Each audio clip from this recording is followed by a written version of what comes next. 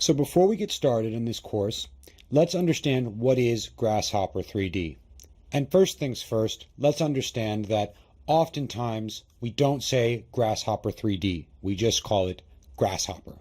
So that's the language that I'll use from here on out in this course. Grasshopper is many things, and we'll go through a few of them right now. But the most important thing to understand is Grasshopper is a programming language.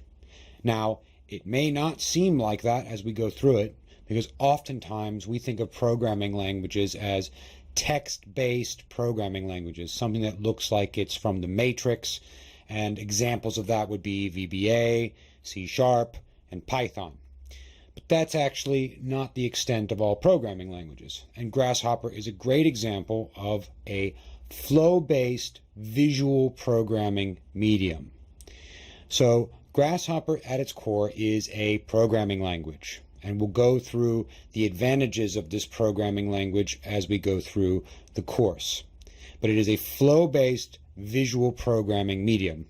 What does that mean? Well, it means that instead of seeing lines of text on the screen that represent the code, you will see what looks to be some batteries and wires that look like spaghetti connecting those batteries, which represents the script. That's what it means to be a visual, flow-based programming medium. So that's the first thing that Grasshopper is. The second thing is Grasshopper is a plugin to the CAD environment called Rhinoceros, which is a software made by McNeil & Associates.